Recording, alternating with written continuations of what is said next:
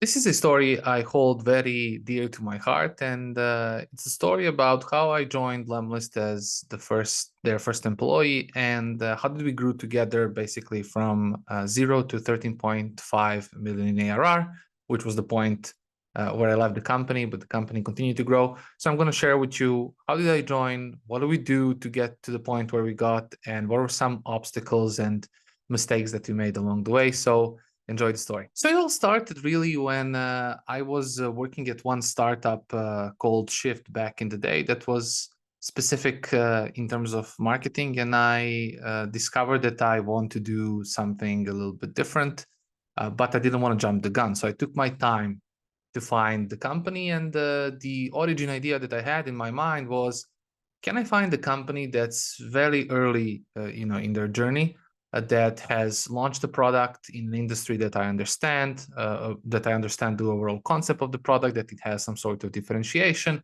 and that believes in a similar marketing that I believe. And I know it all sounds like a master plan, looking backwards from this point, but I really had a good gut feeling that lemlist had something cool and that it could work. Did I know it's gonna work?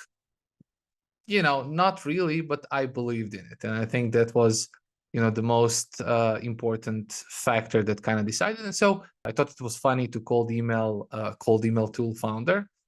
And this was the email that I sent. So it was, I literally, used the subject line, I want to become lemlist's Kobe Bryant. And I pitched my services because I saw that lemlist was, they went through their AppSumo and their beta launch. They started doing some early marketing moves, but it was the three co-founders.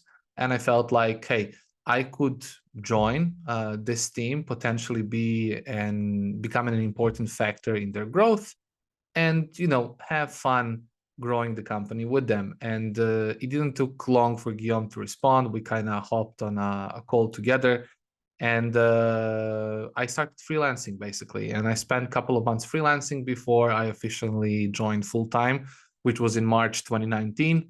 And these are some, community screenshots that I found in lemlist family on Facebook. And yeah, it started off like that. I think we hit the first million in ARR back in 2019.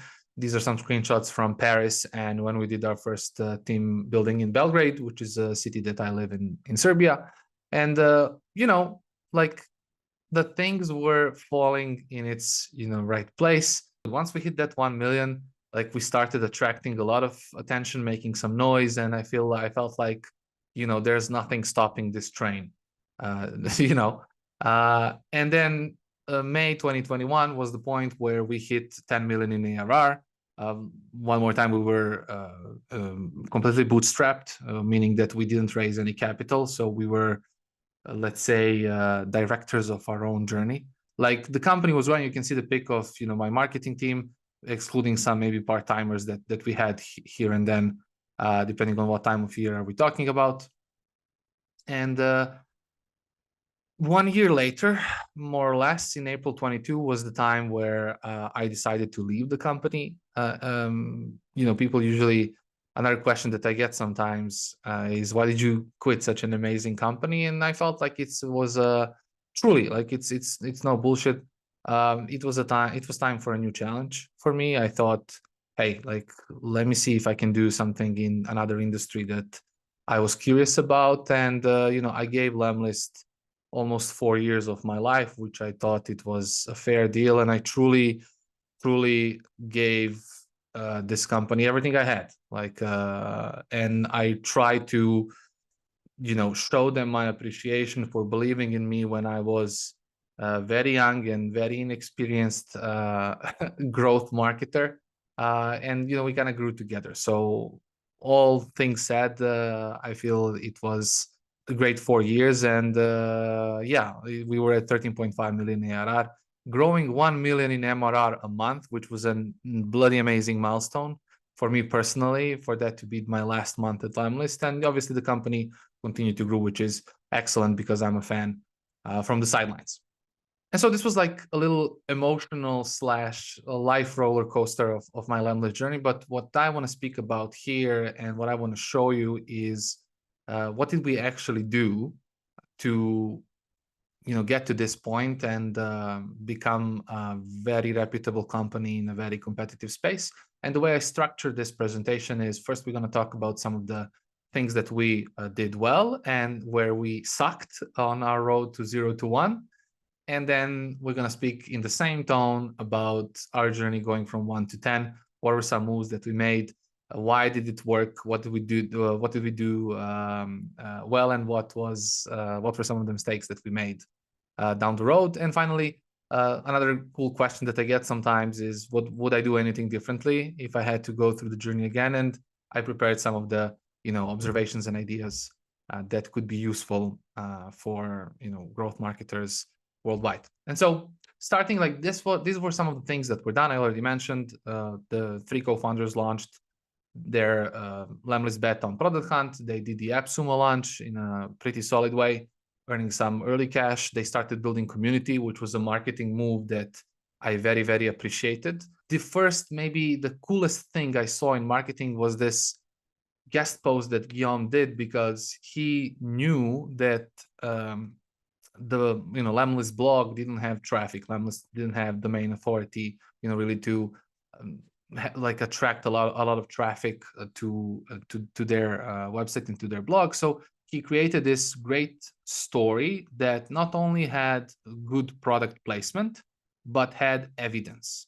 And this is what I appreciated the most, and what kind of pushed me to put lemlist as the #1 startup that I want to join, because I like content that has evidence. I like content that has good product placements. This was the type of content I wanted to become good at. And so these were the things that lemlist has already done, building some early traction. And this was the moment where, I decided to send them a cold email, and ultimately ended up joining the company.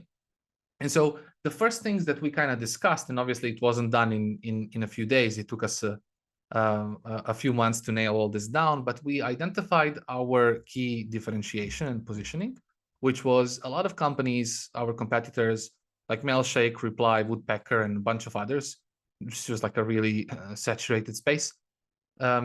They were all selling automation and scale. So, scale email outreach, reach thousands of leads very, very fast, and all of that, which, there was nothing wrong with it. But to the point where we wanted to position, we wanted to do something a little bit differently, which was, don't do what these guys are saying, personalize emails to get more replies. The whole logic behind email outreach is to send less emails, but get more replies. This doesn't mean that you have to do it manually. You can automate a bunch of things, but there's one thing that you cannot automate, and this is understanding your prospect and kind of tailoring the pitch to every prospect individually. And so we had some features to kind of help our users do that. And this was the positioning of lemlist. And then, it was pretty natural to do product placement, because if we say personalize emails to get more replies, one of our early features that was unique to lemlist compared to our rivals were personalized images, dynamic images that our tool can do. And so we could back up our positioning with features and proof of concept, because we were using our own tool to sell our own tool, and we had some good results back in the day, which I'm going to show you later. Then we ultimately picked our ICP, which were SMBs, so small companies in most cases. We did have some bigger companies joining early, such as Zendesk, but one of the mistakes that we made early on was we were trying to sell to enterprises. And this wasn't a good idea, because the tool just wasn't there. Like from things like features integrations, let alone privacy things. And at some point we realized that it's a smart decision to stop hopping on a demos and losing time with enterprises. There will come a time when we can do that, but SMBs were kind of our alpha and omega in terms of ideal users. 3 founders were doing 12K MRR before I joined. So we had some, early revenue coming in, and 2 business guys, basically it was Guillaume and me, who were in charge of revenue, and it was Vianney and Francois who were in charge of the product. Before, ultimately later down the road, people started joining a few months After me, there was Emma, who joined as a head of customer success, etc., etc. And so early lemlist funnel looked like this. You know, as like most SaaS tools, there was a free trial, nothing new, but the first kind of marketing channel that we leveraged was community.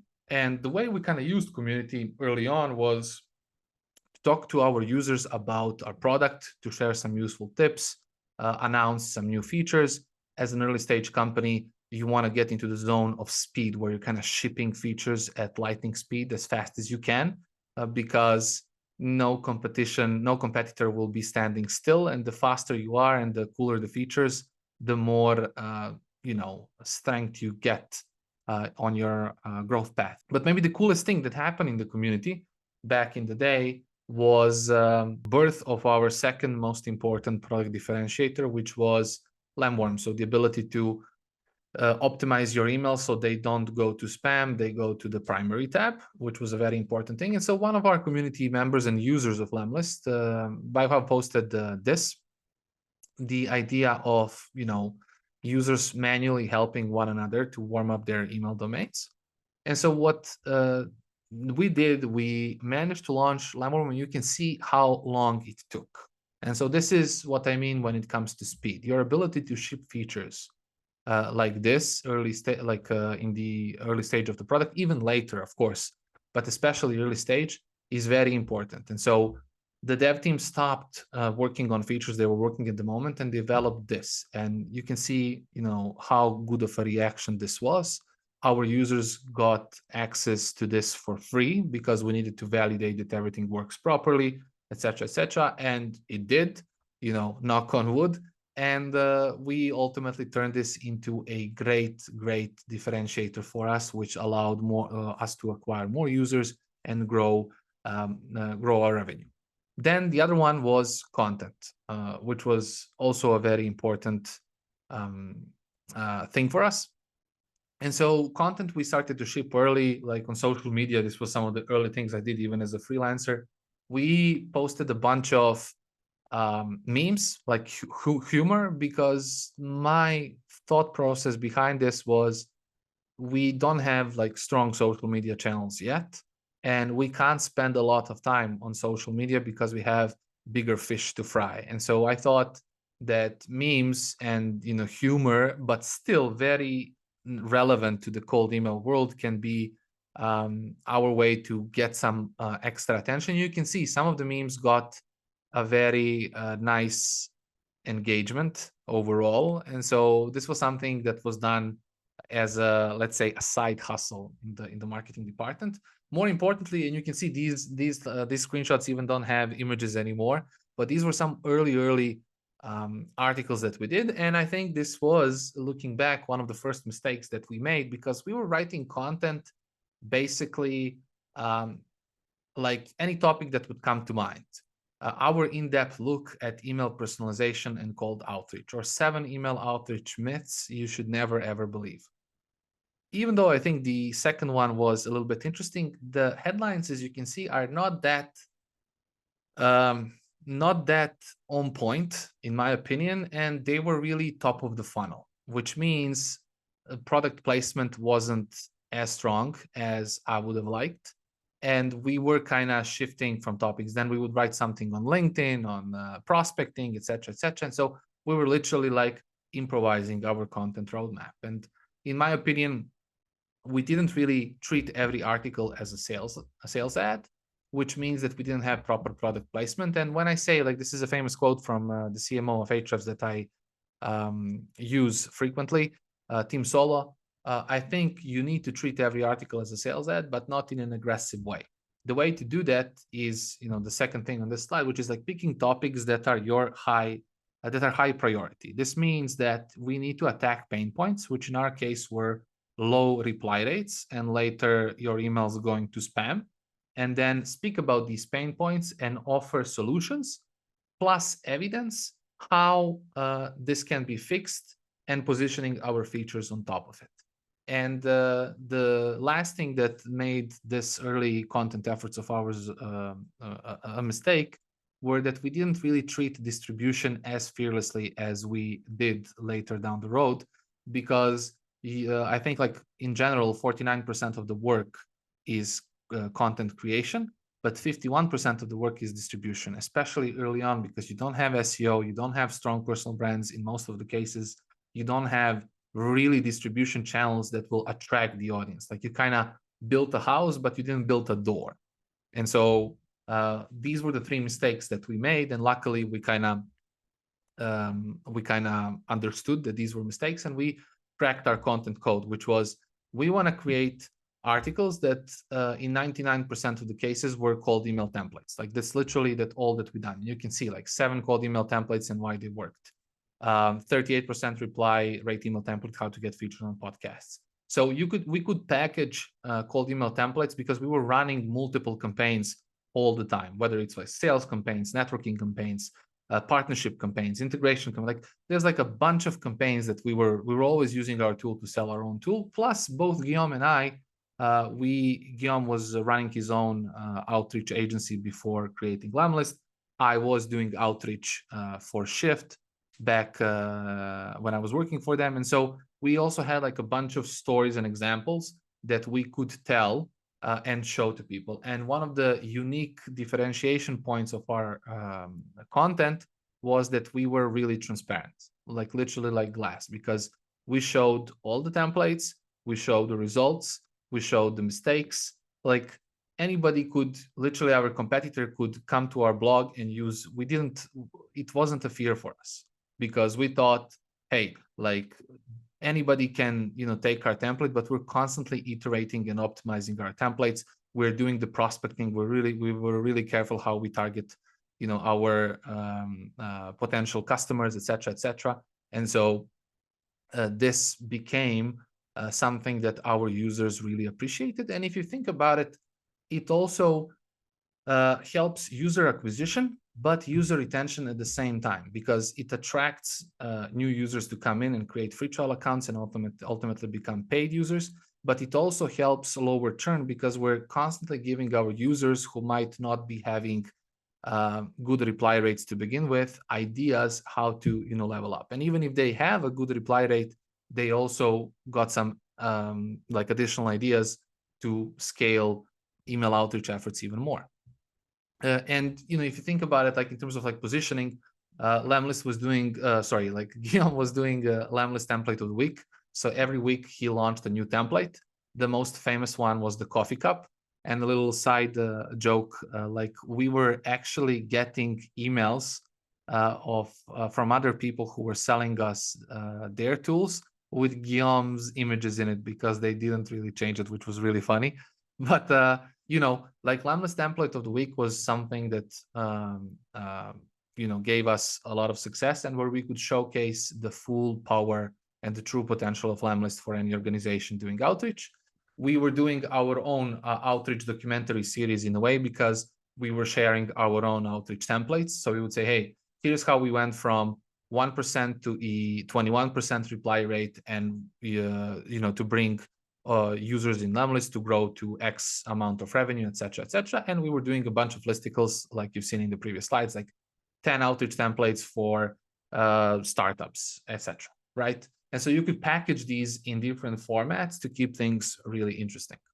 And you can see like the famous coffee cup template, and lemlist. Like, if you're using lemlist, if you started using lemlist recently, the tool doesn't look like this anymore. Like, it was really a little bit, I would say, informal and childish and playful and everything. Like, it was really tailored to SMBs. Now lemlist as a bigger company has bigger companies using the tool, so it changed a couple of times in the meantime, but you can see how it looked. And so every article that we did, we positioned our templates and our results to kind of back up and build credibility and authority. And then we highlighted things. So I would highlight this coffee cup image, and I would say, hey, this is how you can create dynamic images, and how the first name on the left, coffee cup, changes automatically for every prospect, because people have seen these dynamic images for the first time on our blog. And so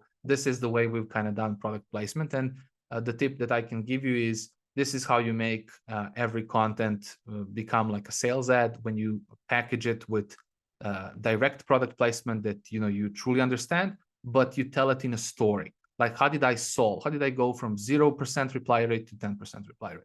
You know what I mean? And then you also enrich it with evidence so that people trust what you're saying. And we took a page literally from Ahrefs playbook, which you can see like how they focus on pain points. Ahrefs is, by the way, if you're not familiar with it, an SEO tool. And so they are writing articles on pain points and challenges their product best is situated to solve. Then they give context behind this problem and they position their product. So it's kind of like a natural placement. It's not aggressive. It doesn't feel like selling. It feels like problem solving. And finally, all eyes were literally on distribution. And so I talked about this in some other videos, so I won't go deeper into all these channels, but this is the most important work when it comes to content. Like, how good are you at distributing these? Later, it became more obvious how we can diversify content because the marketing team started getting bigger. It wasn't only the two of us doing everything. We started having more people. Another huge component, in my opinion, with content, even in the early stage, is when you're diversifying. Like, the one thing, AI wasn't that big of a threat back in the day when we were doing this, but AI nowadays can replicate a template. Like, it's not that big of a challenge, right? The question is it going to be good? Because in the sea of outbound salespeople using AI in their outreach campaigns, there's a lot of junk that's created, and that's why some of the results are kind of lower, especially when you're reaching out cold. But the one thing that, in my opinion, AI can never copy are your authentic stories.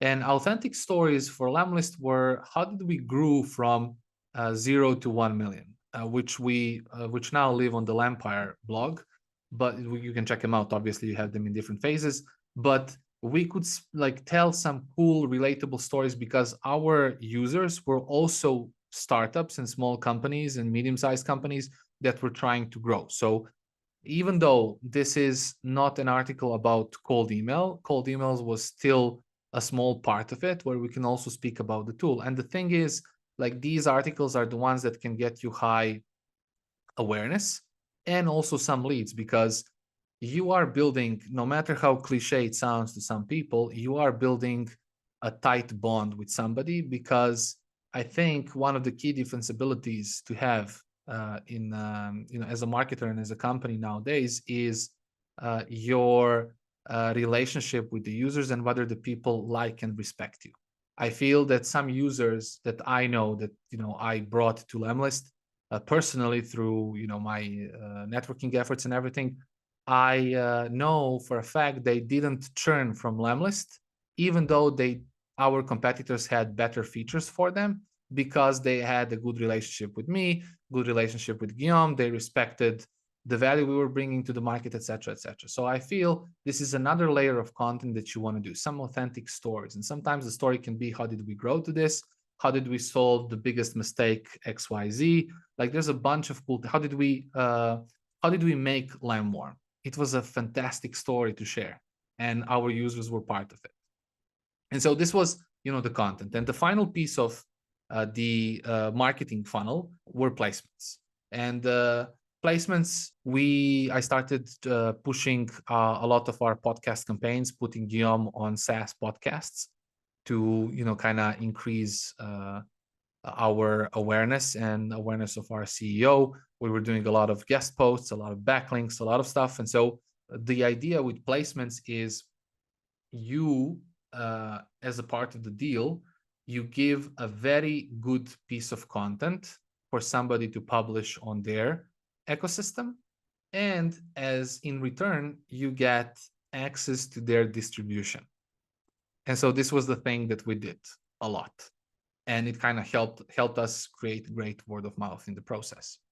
Outreach, obviously, I'm thinking this is like a completely separate video to do, but I'll try to fly through this slide very fast. Like, these were the types of campaigns we were running at any given time, like sales campaigns, networking campaigns, backlink campaigns, podcast campaigns, event promotion campaigns. Like we organized a couple of events at Station F where lemlist headquarters, which was like lemlist first headquarters. And we had a lot of failed campaigns, obviously, in the process. And even things like when somebody would pitch me something and their emails go to spam, I would reply to them and say, hey, hey, John, hey, Sarah, like your email went to spam. I moved it back to the primary to increase your reputation. And then I would pitch Lamworm as a solution to them. And I was getting some leads even through efforts like that. So I was very, very, let's say, disciplined with outreach efforts. And later on, when Lemlist had their own sales department, they were running these campaigns at an even higher scale than we did early on. And finally, there was the customer support channel, which I feel is one of the most underrated departments as a whole, because it was another very important differentiation for Lemlist, because we kept it really friendly, informal. Like I didn't, because like I did a lot of customer support in the first year of Lemlist because there was nobody else. Like we all had to do it. And the thing I can tell you is it gave me access. Like I didn't have to spend time Googling stuff or searching on YouTube. Like I could speak directly to both users and prospects and get content ideas, template ideas, feature ideas, help solve their problems, understand Lemlist from their perspective, because they're a different type of a company. And so what kind of outreach they needed to do. Like I could tap into their mind and get a bunch of ideas, upgrade couple of accounts, sell to prospects and learn how to sell and all that. And so I feel like another thing that Tim Solo, the CMO of Ahrefs, was spot on was the fact that he, in his company, he made it a must for a marketer to spend 3 months as part of onboarding doing support. And I think every company should do something similar, because it's a great channel. And later for marketing, I feel they need to be really tight with this department, because there's a lot of cool things happen if you make sure that the flow of information between customer support, customer success, or accounting, whatever you're calling it, and marketing is, transparent and constant. And this is, the thing that we did really to hit 1 million. That was the story. And now, like, how did things change when we started growing to 10? And so think about it from the perspective of ICP and product expansion. So the first phase, where we kind of approximately, I gave some ranges, but that took us to 5, where we scaled existing and added new channels. Then on the road to 10, we released the Lemlist 3.0, which was the multi-channel version of Lemlist. And then finally at 10 million, like we started adapting Lemlist to other verticals, for example, lead gen agencies, and we kind of switched from a seat pricing model to a license model, which also gonna tap into a little bit later on. But speaking about scaling channels, the first thing that was a brilliant thing that happened was like fueling word of mouth. And so if you think about it from the tactical content perspective, we were creating a bunch of templates, playbooks with evidence, everything you've shown, which resulted in great word of mouth for us. But the question that we kind of had to deal with was this possible to scale? And it turns out it was. Fueling word of mouth, like we can only, like if we had 10 campaigns, if we were running 10 campaigns a month, like we could do 10 templates a month, but we can't do more than 10 because we didn't have a lot of data points, and we didn't want to publish articles that didn't have proof. Like for us, that was unacceptable. Like, and we didn't want to fake data or anything of the sort. Like it was completely unacceptable. And so the only way to scale it is to make users a part of it and put users into the spotlight and make it all about them. And so we noticed in our community that users felt more open to share their campaigns, their results. And they were doing this at Lemlist. And at some point, we decided to create a huge page with cold email templates from our users. And so every week we would have a Lemlister of the week, where we would show their campaign, their results, their cool things, and also give them a backlink on our website, give them a shout out in our newsletter and community that had thousands of people. Our newsletter at some point was 60K people. Community had 20K, 23 or 4K when I left the company. So it was great to give them a massive shout out. And on top of that, if we were showcasing somebody who ran, for example, an outreach agency, they were getting leads from our efforts. And so it was like win-win deals, and we were getting a lot of good content and a lot of social proof at the same time. So this is one of the ways in which we scaled content production, and that helped drive user acquisition efforts. Then we started packaging these templates into ebooks, which was funny because we didn't do ebook for the first 3 years, which was really, really funny for me. We started doing this. Then, one of the mistakes that I made is, and it took me a while to figure it out, not my proudest of moments, but in terms of SEO, you can see the crying emoji. Like, I never really figured it out back in the day. So 2020, 2021, like I was doing, we were prioritizing SEO and doing it, but we were trying to do to get a different result applying the same things. At some point, like on my one-on-one with Guillaume, he asked me this question, and I remember this meeting like it was yesterday, which was, dude, like we have resources. We are growing 20% growth rates on average. You have the budget. Like, why don't you ask for help? Why don't you hire somebody? Why don't you bring an agency? Like, why are you? And because I'm the type of a guy that always takes responsibility in a way that I didn't want to overwhelm Guillaume with that stuff. I was always like, leave it to me. I'll figure it out. No matter how painful it was for me, I wanted to figure it out on my own. But I made a terrible mistake of trying to do it in the same way, which Guillaume noticed, and he kind of called me out on our one-on-one and gave me a little push in the back to hire an agency. We ultimately hired Weber's SEO agency from Miami, and you can see things started growing. And so before I left the company, in 2022, we managed to increase our organic efforts significantly and start turning SEO channel into a growing channel and revenue generating channel. And you can see that the company in the past year has really been crushing it with SEO, which is awesome.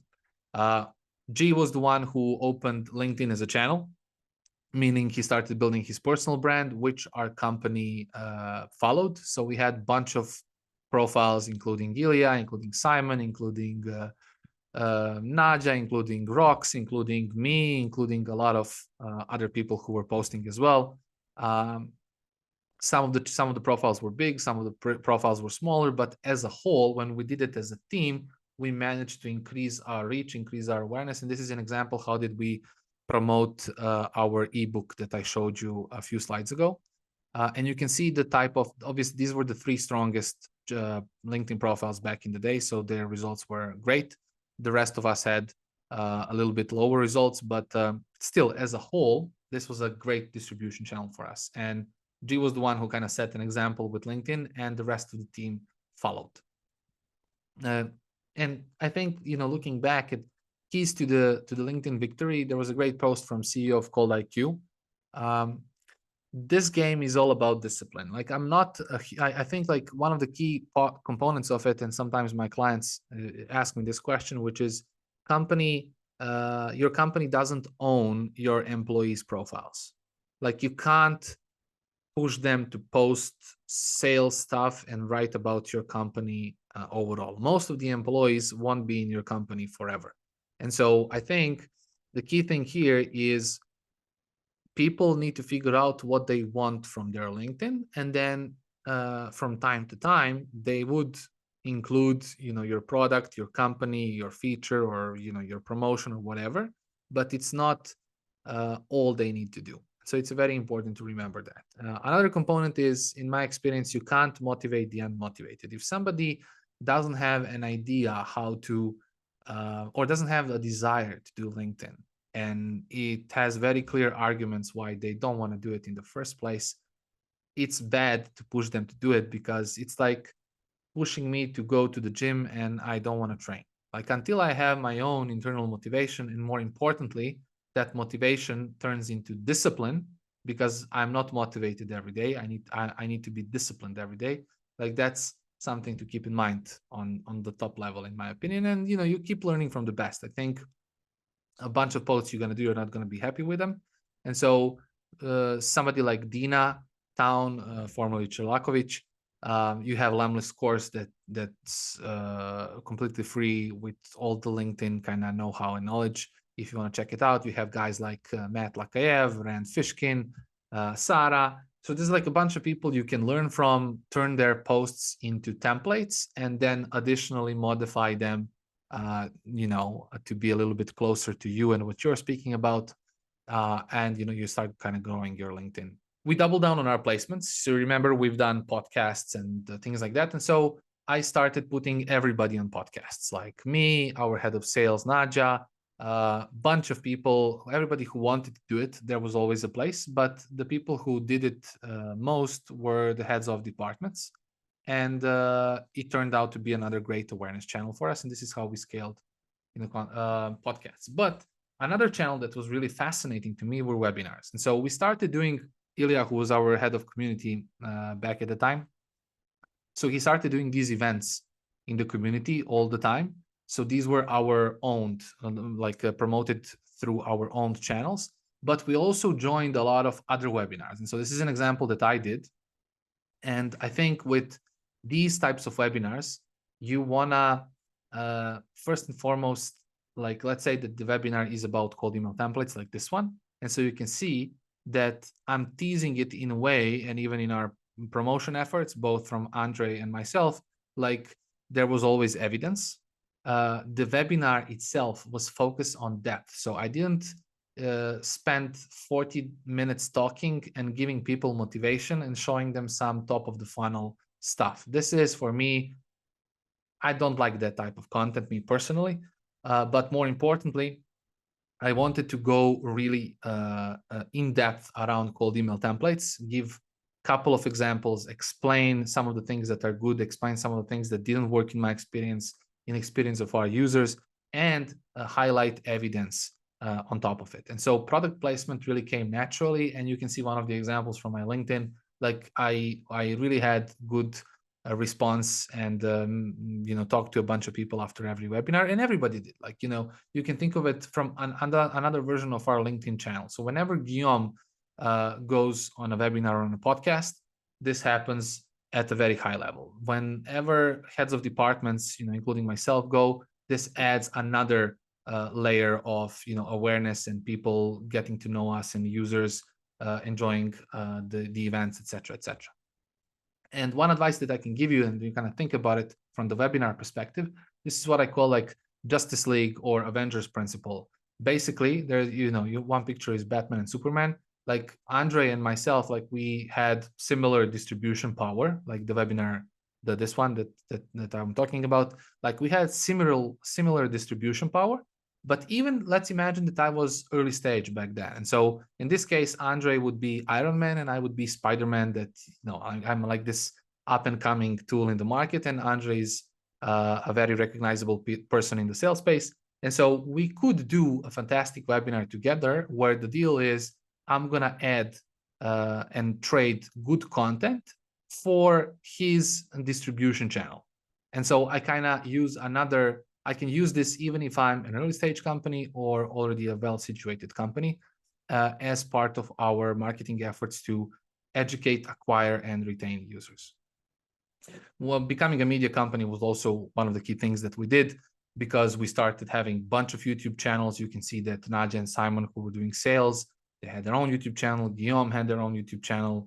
Lemlist had their YouTube channel. We did our own podcast. You can see with Tim Solo in the right bottom corner. We also did a bunch of these viral campaigns. Like two of the ones that performed really well were about how did we do a webinar that generated 100,000 in revenue. The famous investor campaign, you can Google it and check it out. And even in hiring, like you can see this image at the bottom where we did like a friend's intro theme for our hiring efforts. And so we really started doing content on a very, very high scale. And if you think about it, this is how we scale the channels overall. So At early stage, we did cold email templates and some tactical guides. Later, this became cold email templates from users, more guides, more like, let's say, diversified content, ebooks, lemlist events. We did some lemlist growth stories, and Guillaume was pushing content on LinkedIn. Then we started doing LinkedIn for more people in the company. We did more personal and empire growth stories. We did YouTube channels. We did lemlist podcast, etc. In the early stage, we did guest posts, backlinks, and podcasts with Guillaume as our placements. But then our placements in the scaling phase became webinars and podcasts for multiple people in the company, organic links, word of mouth, everyone doing podcasts. Like there was like a bunch of stuff that we did to scale existing channels.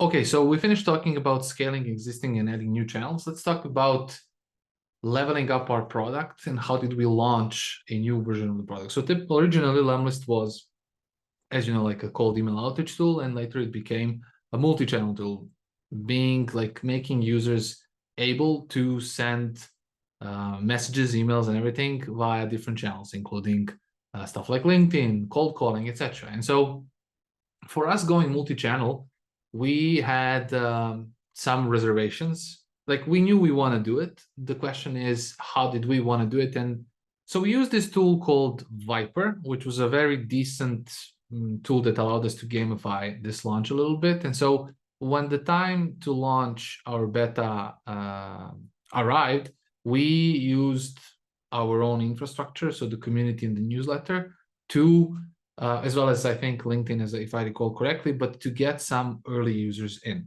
and to get access to lemlist 3.0, they had to complete a set of actions.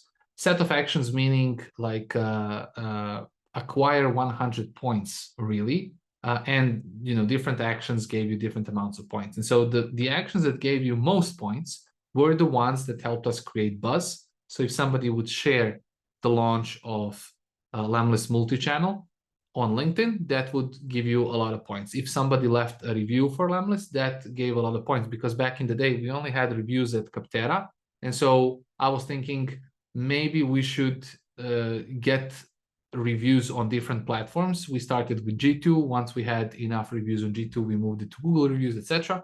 And so we also, besides like getting like building buzz and getting some early traction, we also got some other cool things such as reviews. We were really happy with the outcome because it got us a lot of users who wanted to activate the 3.0 version, because ultimately we would need to upsell them later down the road. And also we were able to get some attention from users who weren't using us and who were interested in going multi-channel with us. When the time was ready to properly launch it after the beta and after we confirmed our hypothesis, we basically leveraged again our distribution networks.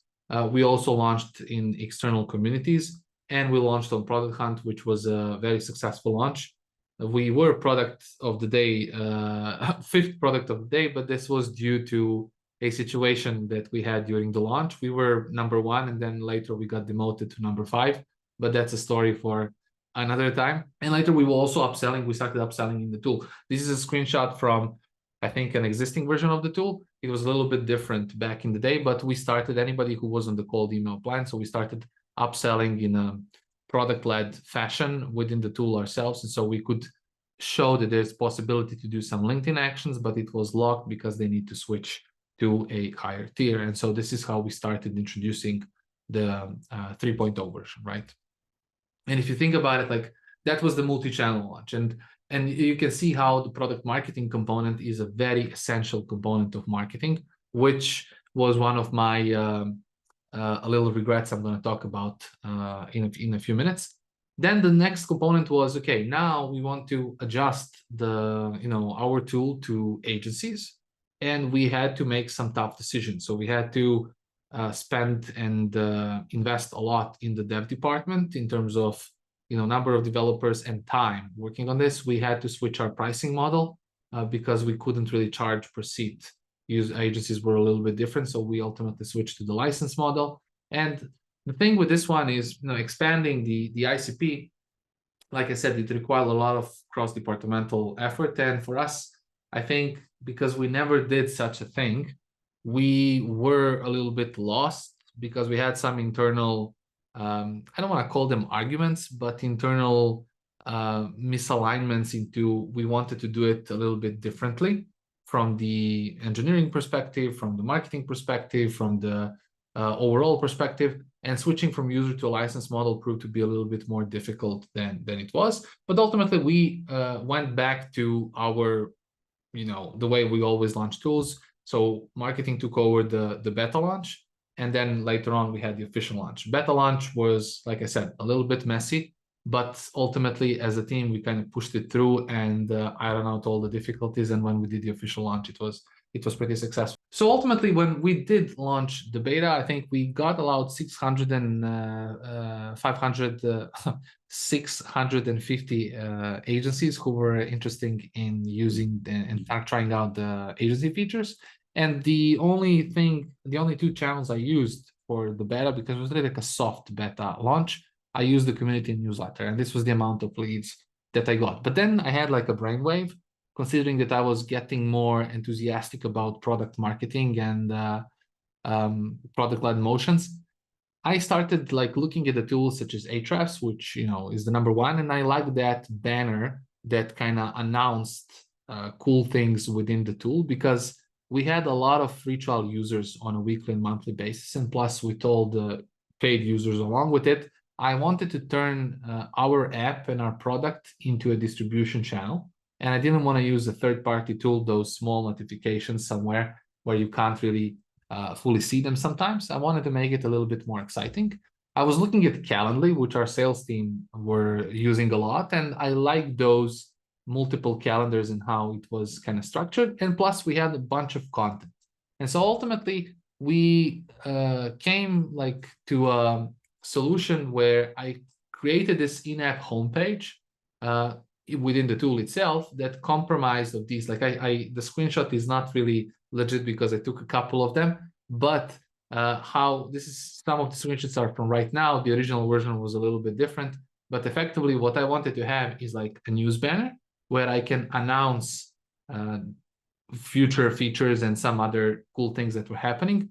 We had like a checklist for the new users apparently that also was promoting the key features of lemlist, and I also had these special buttons.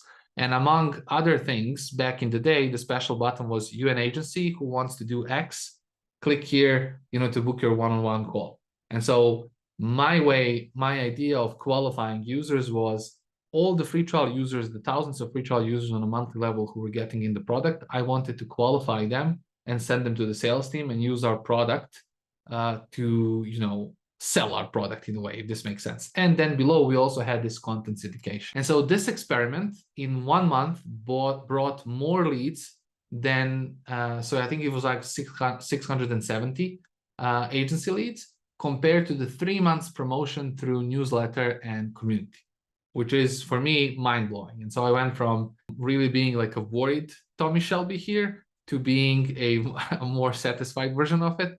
But shout out to the Peaky Blinders. But we did this in a simple test phase, and we had like a structural cross-departmental sprint after we went through the messy beta, where we said, okay, one developer, one designer, and one marketer will develop this simple version of the in-app homepage. And the thing with this in-app homepage, the way it was built, it also had this admin panel where I could change buttons, launch news updates in the banner. I can change the things that were in the content syndication funnel. Like I could do all of these things on my own without a developer, without a designer, because we had all the assets ready, and I could just play, switch, and optimize the copy and analyze results. And so simplicity in ownership and execution was key to doing this type of a sprint and getting the results that we got. And so this is how we ultimately, from the marketing standpoint, we managed to turn this launch into something that was really good. And on the flip side, engineering/product team did a huge effort collaborating with other departments to make agency features ultimately a success after a few bumps, early on. And in terms of team organization, this is a frequent question that I get, like, how did my lemlist marketing team look like? This is how it looked like. I had I kind of split them. Like if our goal was to go from 5 to 10 million in revenue, I kind of split and organize my teams in depending on what KPIs do they have. And so we had an awareness team in a way where people who were in charge of LinkedIn, YouTube, community were focused on reaching as many people as possible. We had a team who was focused on converting that awareness into free trial signups, which was like content team, distribution team, and I had one freelance developer working on the website with me.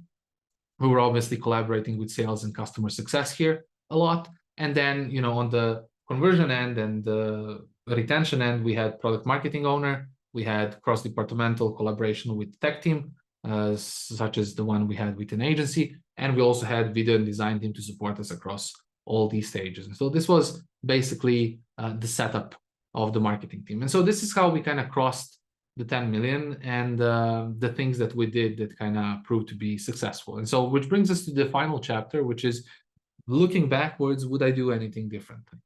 And so number one thing that I would do differently for sure is more frequent website experiments, like feeling less status quo. I think it was in the last year of my lemlist tenure that we as a team deployed small, sometimes big changes to the website, which ultimately got results. And I was surprised how a simple switch from your main button being start your 14-day free trial to changing it to try lemlist for free and then no card required below, the amount of clicks and the amount of free trial signups that you get from such a simple stage. And I think more frequent website experiments would have brought even better results. More frequent pricing experiments as well, like back in the day, like when we did the first pricing change, like the first pricing model, when we updated the prices, we were really scared whether we're going to lose some people because we're increasing prices.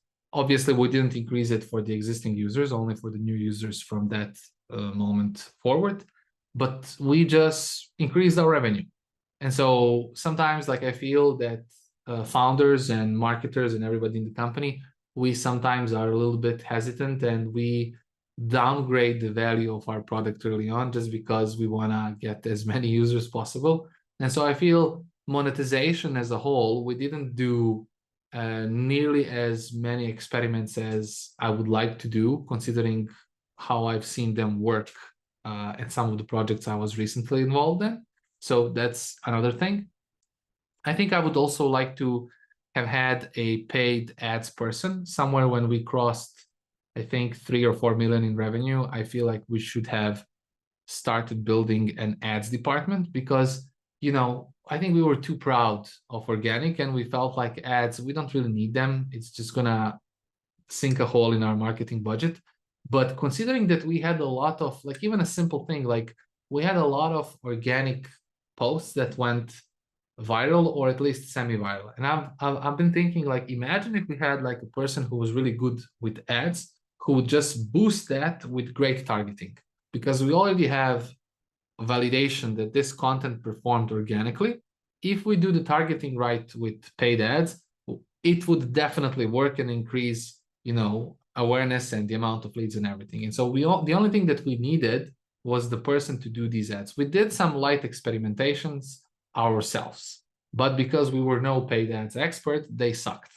And so I think like I would love to start building a paid ads, bringing paid ads people into the team earlier. I think I would invest in mentors as well, because going back to my biggest challenge, my most ugliest, like the ugliest time at lemlist for me was when the team started getting bigger, and I talked about this multiple times, so I'll be short.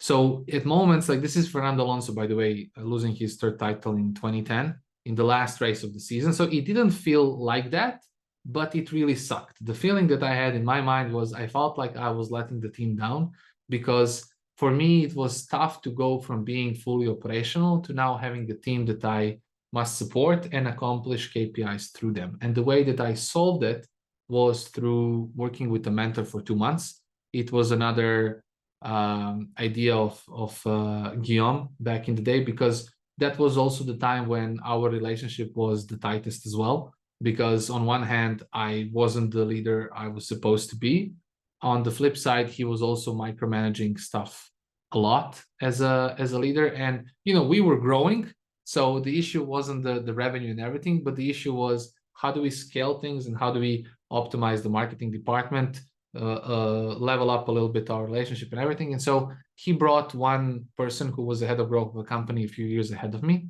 which, working with him for 2 months, brought me so much value that I will be forever grateful. I'm still using the same principles, and my team went from feeling burned out and all over the place to being this structured unit where everybody owns what they need to own and everybody's pedaling in the same direction. Everybody trusts one another, from all the way up top, from Guillaume, me in the middle as the marketing team lead, and then my team who was in charge of specific channels. It was a phenomenal experience. And so I've been thinking, imagine a situation where we had more frequent mentors coming in and just taking a look at things. Like, okay, this channel is not optimized. Let's bring somebody, spend some time with him to understand what they did and how can we deploy this. I think like if we did this earlier, even for things like hiring, like we never had an HR like for a long time before finally we started having one. So I think we would benefit from mentors even more, but not just mentors for me. Mentors like Ilya was running a community. Let's bring somebody who did something that we want to do next and have Ilya have spend some time with that person. Let's have Bri as our content person spend some time with some cool content creators and content team leads so she can figure out some things there. Let's have Daria, who was our distribution person, spend some time with people who were creating some crazy stuff on the PR level and see, how, like, I think from those types of things, like, I think I should have done that more. When I think about product marketing, you saw some stuff with the launch of multi-channel, with the launch of agency features, how product marketing is essential. And I feel early on, we were like, we didn't do nearly as many things that we should have done with product marketing. I'll give you like a small example. So at some point, I had as a KPI to move more monthly users to annual. And so the first thing, as we had like a couple of things that we did in that sprint, but the first thing that we did was in the in-app billing section. So when you go to the billing page inside the product, if you are an existing user, we wanted to show you annual plans first. So the toggle will be by default on annual. And so just a small change like this gave us more, like we went from 2.5 people on monthly plan, on annual plans, we went from 2.5 to 5.5, which ultimately also helped move trend. Just simple thing as that. So when you're like a existing user, paid user, and you go to the billing page, we show you an annual plan. If you're a free trial user, we show you the monthly plan. That was the switch. And then later we also did some additional things that helped us move the churn below 8%. And so with that being said, that's my lemlist story I had for you. And I would say it was really a phenomenal 4 years in a company. Sure, there were ups and downs. Sure, there were things that would have been better if we done it in a different way, but that's all part of the journey. And I felt like the one thing that we did well is we kept putting one foot in front of the other, kept moving forward, and ultimately landed very, very high. And it remains one of the experience from my career that was really phenomenal. And I hope it was valuable to you, and that you were able to, take some actionable components of it, where that you can apply in your own company, in your own marketing department, in your own channel that you own currently as a marketer. And I wish you nothing but good luck. You did not desert me, my brother.